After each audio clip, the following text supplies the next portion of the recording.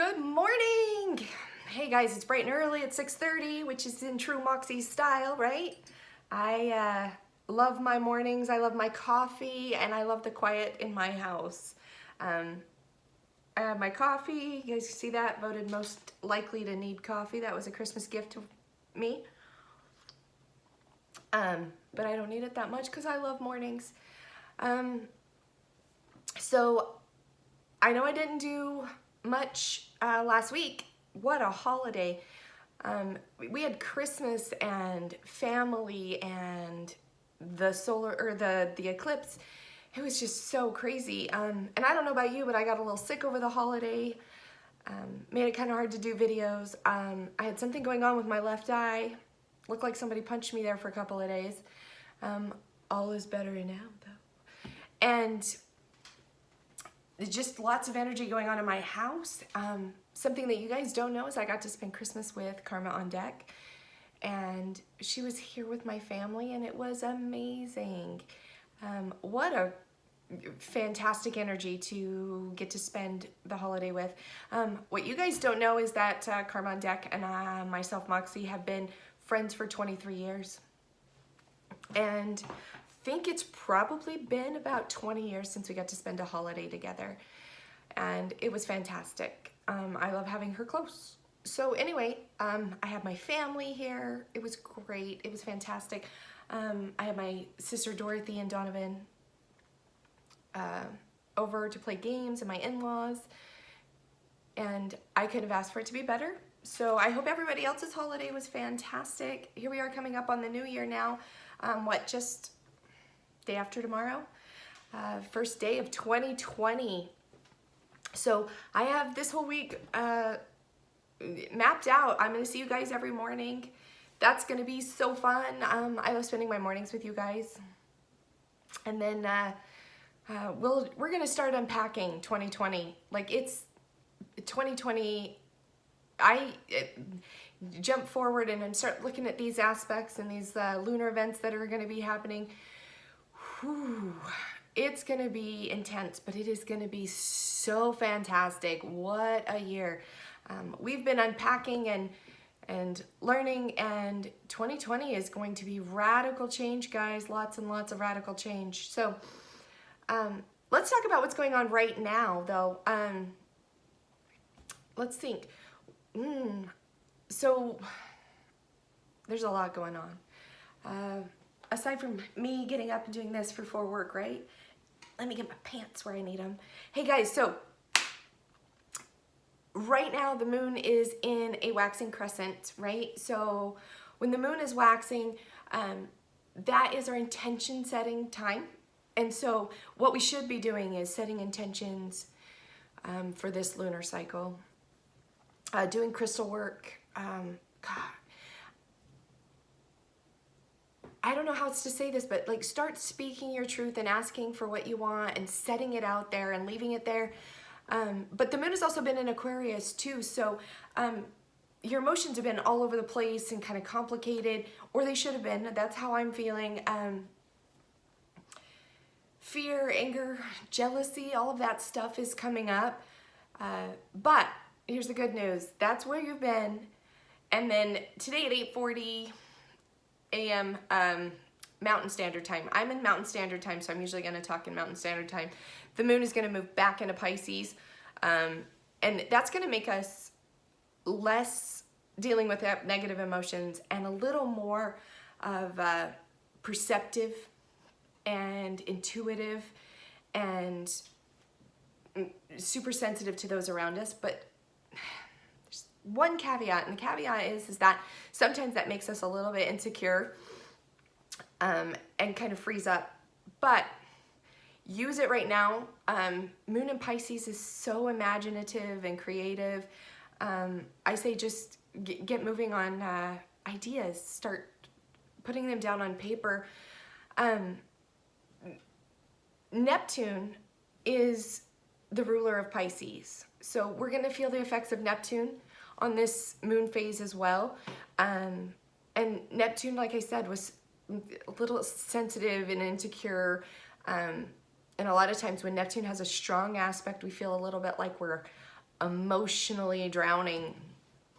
I know that I do. I start to feel everything, and I'm just, yeah, just everything. I can feel it off of other people whenever Neptune has a hard aspect.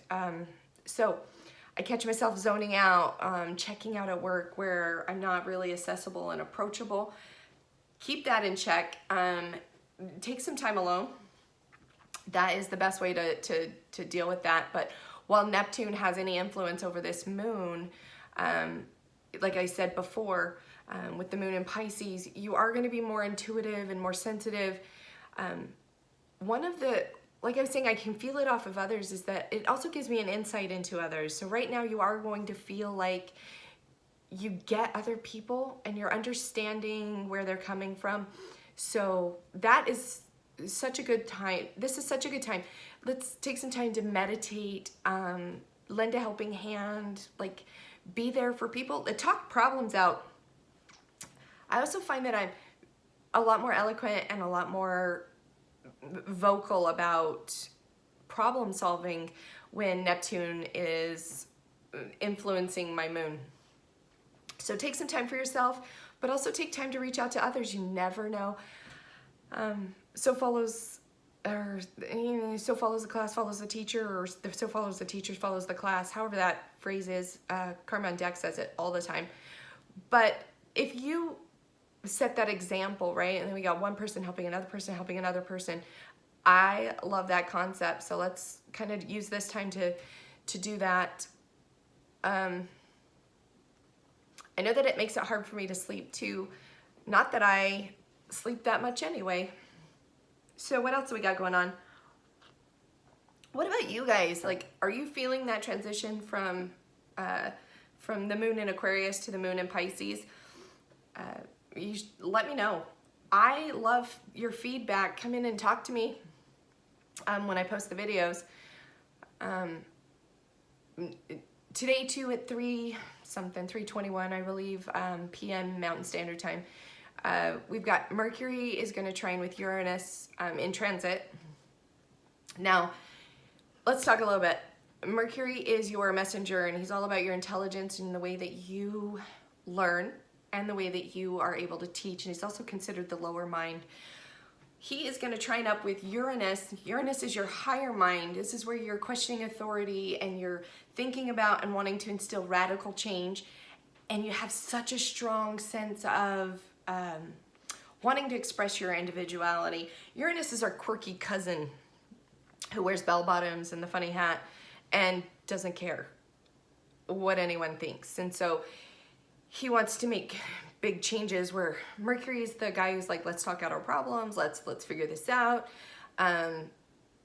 Teach me what you know, I want to teach you what I know. That's our cousin Mercury. Now, you put these two together and you actually have a strong desire. Desire is the word, not the word I'm looking for. But anyway, a drive. Drive is the word I was looking for. A strong drive to like create something new, to stand out and be noticed, right? You're going to communicate ideas really, really well.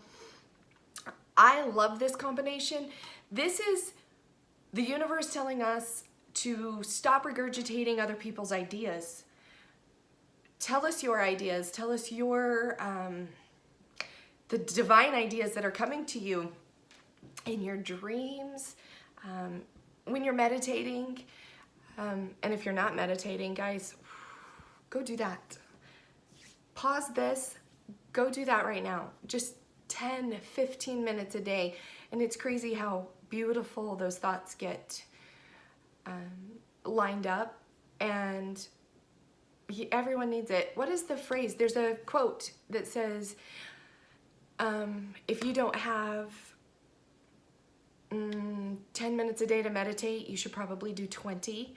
That means that your life is too busy, so take some time out for you. But right now with Mercury trining Uranus, guys, listen, the universe is talking to us right now. It is.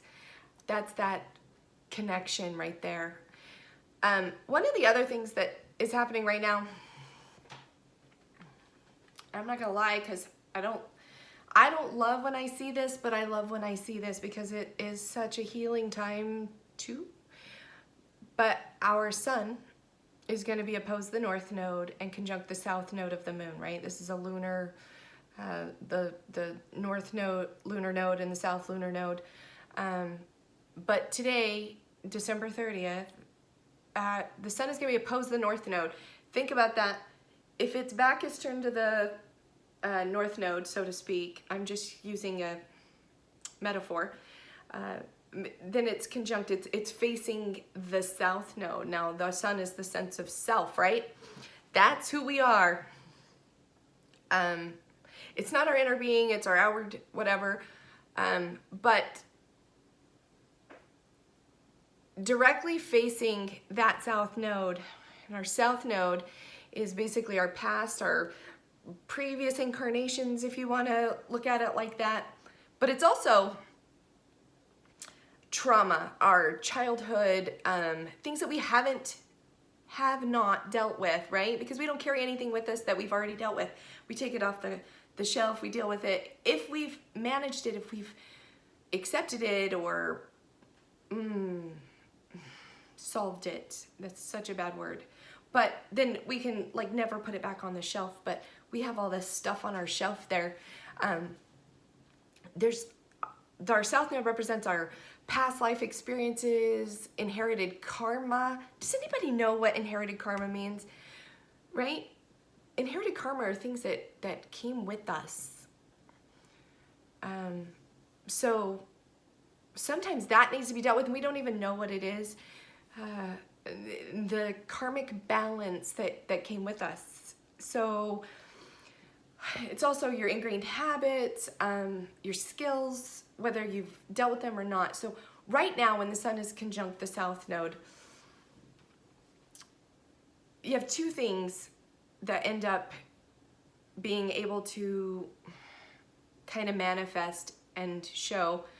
A, you have a strong sense of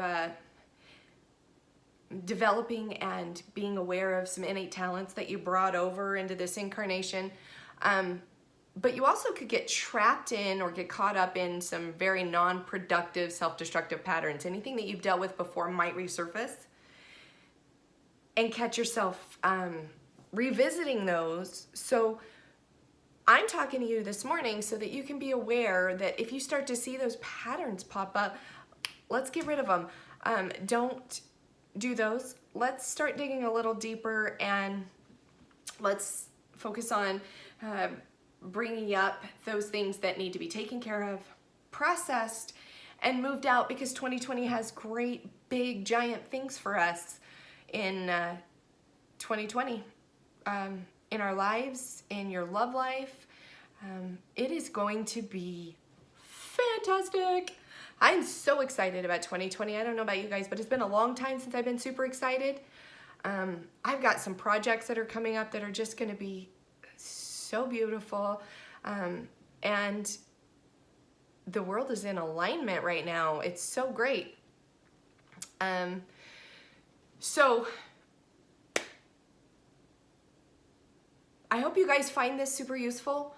I know I have a couple of people that message me every day and it's like, where did you go? Because, you know, it's like getting your horoscope a little bit, just letting you know.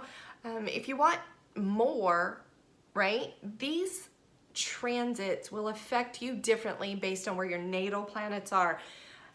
I like to describe it as transits with your natal chart. The blueprint when you were born, that is the core, right? That's the core. That's who you feel like all the time. And transits are like passing emotions, like, oh, this little movement across the sky is going to cause this for a moment. But your natal chart, your natal blueprint, that's different. If you don't know that, sometimes these can't be as specific and as in-depth. But if you want a natal chart done, go ahead and email me at magicandmoxie.com. That's magicnmoxie@gmail.com. And email me there, message me here, find me on social media, private message me. We'll get you a natal chart done. And then you can see how these transits affect you specifically, because if you already have a strong Neptune aspect in your natal chart and Neptune pops in again, it's gonna mean a little more for you. Coming up, December 31st, we have Mars trining Chiron, which is interesting because what Chiron represents is going to be fantastic for you. My friend Karma on deck, I mentioned her earlier. She's actually in her Chiron return year. So she's very interested in what's happening with Chiron throughout the year and what the transits are going to be. And Moon enters Aries on January 2nd and also the first quarter on January 3rd, which is time for action, right? So I will see you guys tomorrow morning. Let me know if there's anything specific that you want to know about or have questions. I love you guys. Thanks for having coffee with me, and I'll see you tomorrow.